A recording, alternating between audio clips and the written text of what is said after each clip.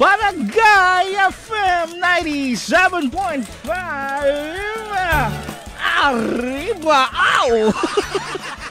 Isang magandang umaga. At syempre, that was Bonggahan by Six Cycle Mind. Isang magandang morning. Holy Tuesday po ngayong araw na to. At syempre, kapiling niya pa rin po ko ang inyong papa sa umaga, ang gigising sa inyong umaga. Syempre, ako na po ito, papakulit mga kabarangay. Good morning! Syempre, rise and shine sa mga kabarangay po nating may pasok pa rin sa mga oras na to. Naway naman sana kung ano man na yung dapat tapusin, kailangan gawin. Sana po matapos na rin po tong araw na to. Sa mga kabarangay po nating exhausted. Kasi nga, kunti na lang. Nako, magpapahinga na. Siyempre, good morning sa inyo. Sa mga kabarangay po natin na lalabas sa Puerto Princesa o di naman kaya stay at home, magandang umaga sa inyo. Ingat ha, mga kabarangay. Kasi nga, ito nga po, no, may kumakalat na sakit nga po na hindi ko mabanggit yung pangalan. Basta it starts with letter P, mga kabarangay. Pero yun nga, meron na rin po tayong vaccine, bakuna, mga kabarangay, na pwedeng panglaban ng sakit, mga kabarangay. Pero syempre sa mga lodis mo natin, magdoble ingat pa rin po tayo para syempre mas ma-enjoy po natin ang ating bagation. Yung mga kabarangay po natin, wala na isip na sa trabaho, kundi nandoon na lang talaga. Ay, sa mga kabarangay mo natin gusto po makipagbidahan, text lang po sa barangay text number natin 0950-73-81028, mga kabarangay. Kasama muna natin Sponge Cola sa kantang Laman ng Panaginip. Dito yan sa Barangay FM. Balik tayo mamaya.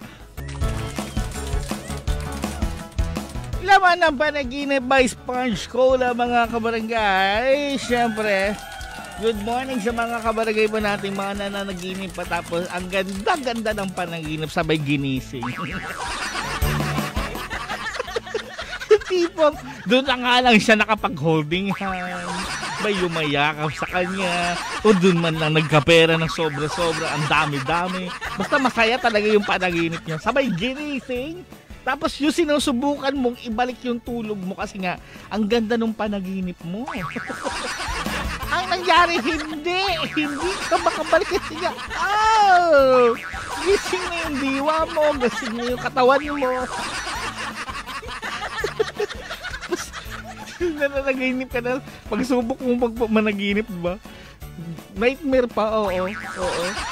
Tawag dyan, ano yung Tagalog word, oo, na ano ka pa? Tawag dyan, nightmare kasi English, yung taray. Naka, basa muna tayo pamilya ng ating mga kabarangay. Magandang umaga po. Good morning sa mga kabarangay po natin. Holy Tuesday po ngayon. Good morning po.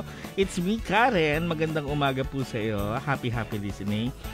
Pabati naman po sa kasama ko na si Arve Michelle. Pamilya na rin po.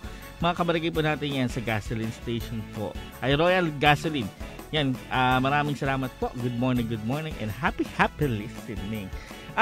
Baka barangay, ako po mananawagan po dahil yung grill lang sasakyan po namin na bumitaw o bumagsak doon sa may dyan po sa daanan po ng BM papunta ng BM, between ng BM at ng Libis, mga kabarangay, around 6 ng hapon, mga kabarangay.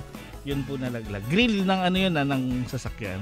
At kahapon po na nawala, mga kabarangay. So, kung sino man po ang nakadampot po nun, mga kabarangay, sana po ibalik po sa akin, mga kabarangay. Kung sino man po ang nakadampot po nun, yung text, pwede niyo po akong i-text 0921589919. Yan po ang numero na pwede niyo pong i-text, kabarangay, para malaman po na nasa inyo po ang aming green ng sasakyan, kabarangay.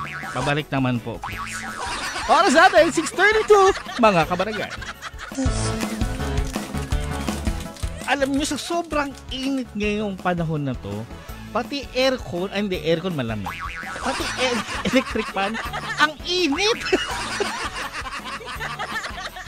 Saka bakit? dito ng electric pan na bumubuga ng init, di ba? Ang init, sumpa! Alam mo kung ano lang? Oh, it's either aircon o dagat lang ang makaka-rescue sa'yo ngayon eh. Yung mga nagpaparinig ng dagat dyan, ay naku ha. Alam mo naman natutuloy. Asya, dako muna tayo sa ating balita ngayong umaga mga kabarangay. Ito nga po isang lalaki na di umano'y tumalon sa sinasakyang barko nitong Marso 23, hinahanap na ng PCG. Nagsagawa ng search and rescue operation ang mga tauhan ng Coast Guard sa pasahero ng barko na di umano'y tumalo noong Sabado, March 23, 2024 sa karagatan na sakop ng bayan ng Araceli, Palawan. Ayon kay Coast Guard Ensign Dave Gabayan, tagapagsalita ng Coast Guard District Palawan, bandang alas 9 umano ng gabi nitong Sabado, habang ang barko ay naglalayag patungo sa bayan ng Cuyo mula sa lungsod ng Puerto Princesa nang tumalon umano ito sa tinatayang 12.8 nautical miles mula sa bayan ng Araceli. Ang nasabing pasahero ay kinilalang si Bobby Seiko, 40 years old, at tubong Don Salvador Benedicto, Negros Occidental, kung saan kasama umano nito ang dalawang anak sa barko.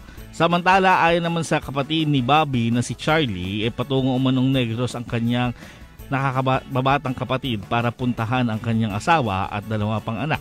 Hindi umano nito lubos na maisip na magawa ito ng kanyang kapatid at hindi rin nila batid kung ano ang dahilan at nagawa niya ito. Samantala, umaasa na naman sina Charlie na matatagpuan pa ang kanilang kapatid. Yan po, magpapatuloy pa rin po muna paghahanap ng nasabing pasahero bukas mga kabarangay. Patuloy po yan na hahanapin po ng ating mga search and rescue operation mga kabarangay. Naway sana po mahanap po agad ng ating kabarangay sa maagang panahon mga kabarangay. Medyo nakakaano lang isipin mo barko yun tapos hindi mo man lang maisip ano kayo yung rason kung bakit siya tumalon kabarangay. Siyempre di pa natin alam kung marunong ba siyang lumangoy o marunong siya, di ba? So siyempre nakakatakot kabarangay na kung ano man ang tumatakbo sa isip ng ating mga kabarangay. Pero sana nga ma-rescue po agad mga kabarangay. O siya, para naman sa ating weather update for today mga kabarangay, asahan po natin ngayong araw po ng Tuesday mga kabarangay, magiging maganda ang lagay ng panahon. Buong araw po yan mga kabarangay. Pag-uusapan sa Potpot and Friends. Pag-usapan po natin mga kabarangay, senaryo tayo ngayon. Kung sakaling gusto nyo ang isa't isa, as in gusto nyo ang isa't isa, sa inyo mga kabarangay, sino ba dapat ang mag-first move? Babae ba o lalaki mga kabarangay? Ulitin ko kung parehas yung gusto ang isa't isa at gusto nyong maging pagkatuluyan, sino ba dapat ang mag-first move? Babae ba o lalaki mga kabarangay? Sa inyong kasagutan, pamida 0950-73-81028 mga kabarangay. Babalik tayo mamaya dito pa rin sa Barangay FM Forever.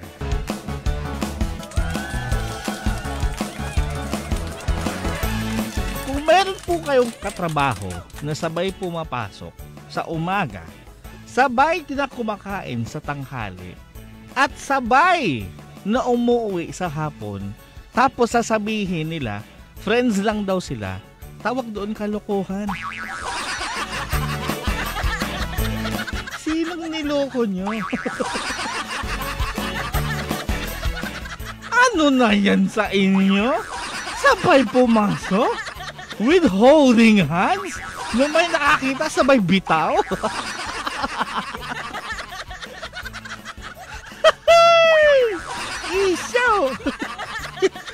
Issue sa imo.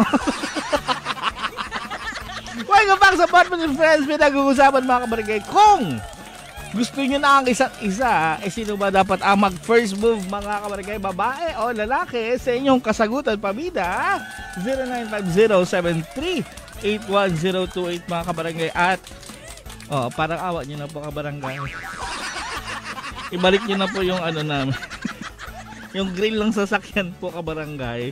Opo, nawala po yan sa may bandang, sa may BM, malapit sa BM at Libis, mga kabarangay. Alas 6 po ng hapon, mga kabarangay. Galing sa pulang sasakyan po yan yung yung grill ng sasakyan na po na nalaglag, kabarangay. So sana naman po balik niya naman po, kabarangay. Pakibalik naman po. Opo. Diyan po kahapon po yan nawala, kabarangay. Nalaglag doon sa mismong sasakyan. Kulay pula po yun. May nakadampot daw may nakadampot Siyempre hindi po namin kilala at alam kung saan mismo o sino yung nakadampot, mga kabarangay. Yun lang yung huling impormasyon namin. Pero kung sino man nakadampot, mga kabarangay, i-text na lang po ako sa numero na 0921-5899-719. Yan po yung numero na pwede nyo pong kontakin para magbigay impormasyon po kung nadampot nyo po yung grill ng sasakyan, mga kabarangay. Pakibalik na rin po. Sira na rin yan po, kunti, kabarangay. So please naman po, wala kayong mga gamit. Ibalik yun na lang. Dahil dyan, basa tayo kasagutan pabida natin, mga kabarangay. Good morning po, Papa Kulit. Kapoy po tayo galing kay Lynn. Good morning, maraming salamat.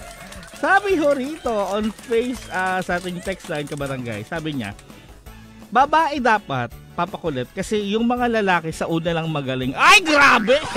Hay! Hindi ako papayag ng gano'n! Ay, hindi Sumpa ka ron! Yung mga babae simula hanggang dulo walang nagbabago. Talaga lang Sus! Guwa! Lagi na lang lalaki ang biktima dito. Hindi lalaki ang masama, sumpa. Hindi ako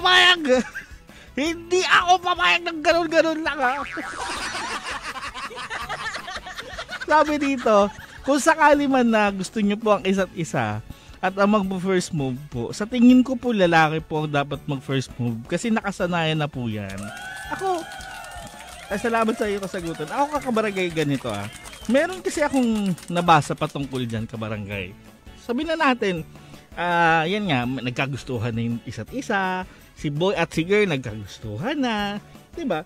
Ngayon, ang para mag first move, ang mag first move talaga, naturally o sa norm, lalaki ang mag first move, diba?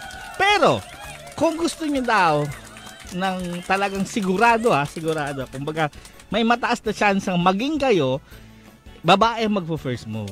Oo.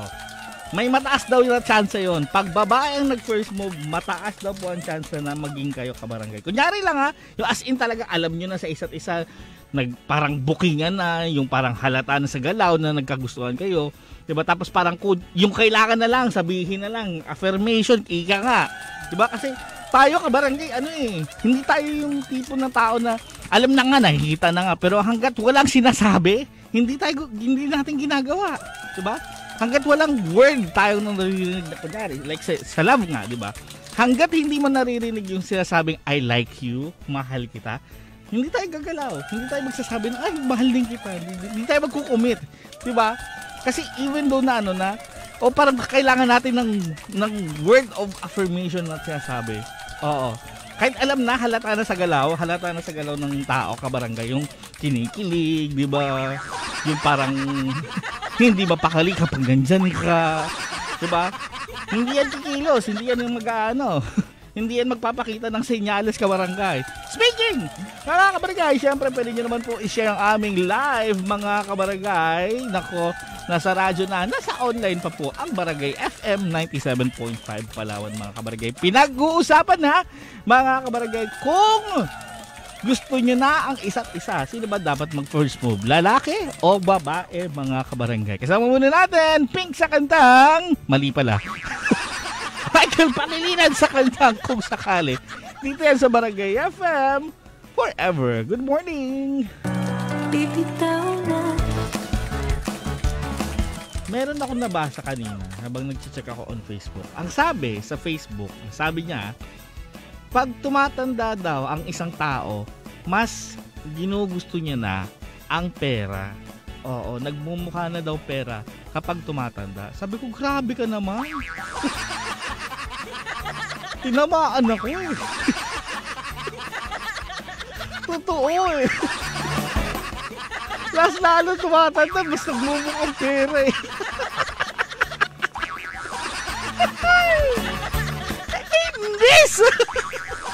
Hindi ako nakailang. Sa positive friends pa rin mga kabarangay, pinag-uusapan ngayong umaga. Kung gusto nyo na ang isa't isa, sino pa ba dapat ang mag-first move, babae o lalaki mga kabarangay? Sa inyong kasagutan, pamida 0950-7381-028 mga kabarangay. Good morning ulit po sa mga kabarangay po nating mga taga-Adventist Hospital. Palawan sa lahat po ng workers po. Opo, magandang umaga po sa inyo dyan. Basta tayo kasagutan, pamida mga kabarangay. Pa-shoutout naman po sa crush ko na si Leia. Ato, Maria Leia Eleazar from J. Magandang umaga sa iyo. Ayan, galing kay 422. Good morning daw. Ayan o, nagpa-first move. Nagpaparamdam mo. Sana sinabi mo na. Sinabi mo na yung pangalan mo. Para may best friend ka na. Para may kaibigan ka na ulit. Ganun naman eh. Kung gusto mo ng kaibigan kabarangay, sa mga kabarangay po natin, kung gusto nyo ng kaibigan, umamin kayo sa crush nyo. Ay, hindi pwede. Friends lang tayo. Ayun. Sabi naman rito, good morning po. Papa Colette, dapat po ang mag-first move po, lalaki pa rin po. Pero tama po kayo. Ang mag-first move po, babae, para magkatuluyan. Kasi yun po ang ginawa ko sa mister ko. Ako po ang nag-first move, tapos ngayon po ay kami na. Ay, yun naman pala, oo. Which is ano naman eh, ito kung sino man yung mag-first move mga kabarangay, hindi naman nakakabawas ng pagkatao yan eh. Tsaka, mas ano nga eh, mas malalaman mo na mas gusto ka ng tao kasi willing niyang i-take risk yung lahat ng bagay. Ma-express niya lang yung nararamdaman mo. Kasi risky pa lang eh, di ba? It's risky na kapag umamin ka sa isang tao na sasabihin mo gusto mo siya, mahal mo siya, dun pa lang sa part na yun, very risky na yun. At kayang-kaya niya at ibibigay niya talaga lahat para lang sa'yo, di ba? Isasakripisyo niya yun kabarangay. Di ba? Even doon alam niya na may chance ang hindi mag-success, pero dahil niya gustong-gusto ka niya, mahal na mahal ka niya, he's willing to sacrifice, di ba? Well, he or she willing to sacrifice, gano'n. O, di ba, bongga? English yan. Ulo ko bigla. Alam mo, sa una natin ngayong umaga, Arthur Miguel sa kantang Walang Kapalit dito sa Barangay FM. Balik tayo mamaya. 8:20 na po, mga kabarangay. Welcome back sa Potpot and Friends. Siyempre, good morning sa mga kabarangay po natin, mga Disney princess po ngayon. Wow! May good morning dito sa tabi ko. Yung mga Disney princess, ibig sabihin, pahiga-higa lang. Yung pag-ganyan lang, walang ginagawa sa buhay. Yung hihintayin lang mahalikan, gano'n. Wow! Nga pala kabarangay, ito makwento ko lang sa inyo, maiba lang tayo konti. Alam niyo pa na mga kabarangay, ngayon ko lang ito na-discover na yun pala ang tawag doon, ang tawag nila sa mga relasyon na kung saan mag-on ay sabihin na natin, naglalandian, naghahawakan ng holding hands, yan, naghahawakan ng kamay, nagyayakatan, nagsasabi ng I love you, pero hindi sila. Ang tawag pala doon ay situationship. Oo. Oo, situationship daw ang tawag doon. Naghawakan na kayo ng kamay, nagyakapan na, naghalikan na kayo, sitwasyon pa rin. Kulang. Grabe.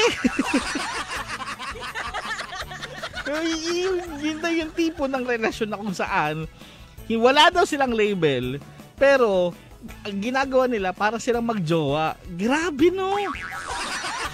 Mapatunayan nyo na yung kalandian nyo. Talagang gagawa kayo ng salita para lang mapatunayan na merong nag-i-exist yung relasyon nyo, kalokohan nyo. Sino ba yung mga nag-a-approve ng ganyan, ha? Mga takot na takot sa label. Ay, siya. Halin, ano yung papabuloy? Label. Kasi nga, di ba? O parang, yun yung lagi kong iniisip eh. Yung baga yung ano ko sa ganyan mga relasyon. Yung parang, it's easy to exit kasi kapag walang label. Madali lang makatakas. Walang label eh. Pero syempre, sana wag din po maghalikan. Kasi yan po yung mga ganyan. Kung baga parang, dapat yan sa magkarelasyon nga lang yan eh. Diba? Sus, pag-ito. O siya, sabi dito, kasagutan galing sa aking katanungan kabarangay na kung pares nyo nang gusto ang isa't isa, sino po ba dapat ang mag-first move? Babae ba o lalaki? Sabi ni 422, sabi niya, 100% tayong mga lalaki ang dapat mag-first move. Tayo kasi ang mga bubuyog. Tayo din po ang lalapit sa flowers. Paano kung babae yung bubuyog? Flowers din ang lapitan.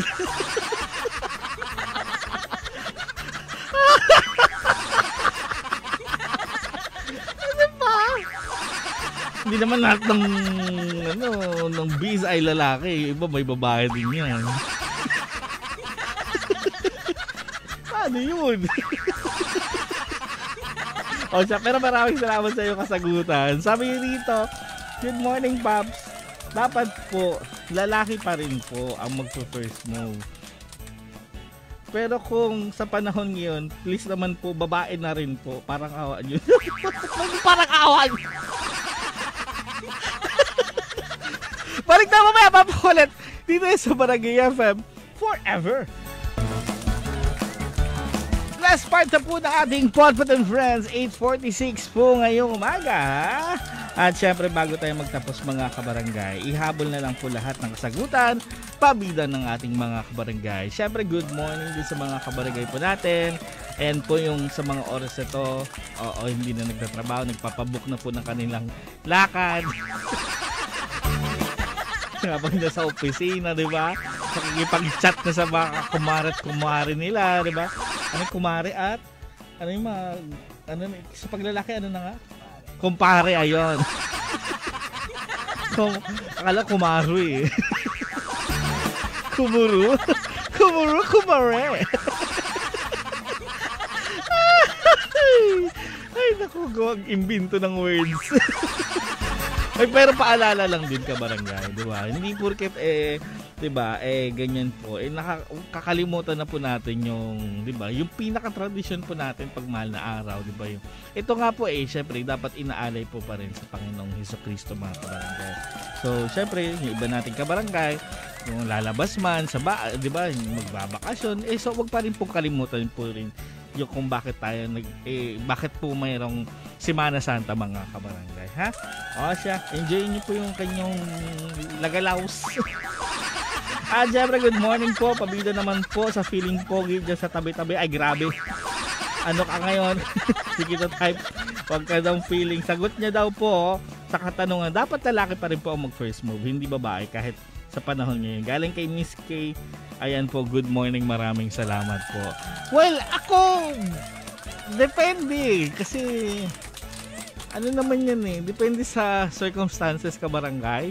Depende pa rin sa pangyayari. Pero as much as possible, lalaki pa rin talaga ang mauna mga kabarangay. Pero kung gusto nyo na isa't isa, wag yun ang pakawalan ng isa't isa. Siyempre, kung sino man yung go na po agad. Mag-first move na agad. Dali na po. Iba ayaw yun Inaaway pa diba? Mag-first move ka na kasi. Papa Muli ayaw niya pero wag siya. Pero talaga nag-first move. Ay, naku. Sa mga kabarangay, wala na pong oras. Maraming salamat mga kabarangay. Bukas pa ulit magkarinigan. Ako yung Papa sa umaga, Papa Kulit on the radio. Dito yan sa Barangay FM Forever!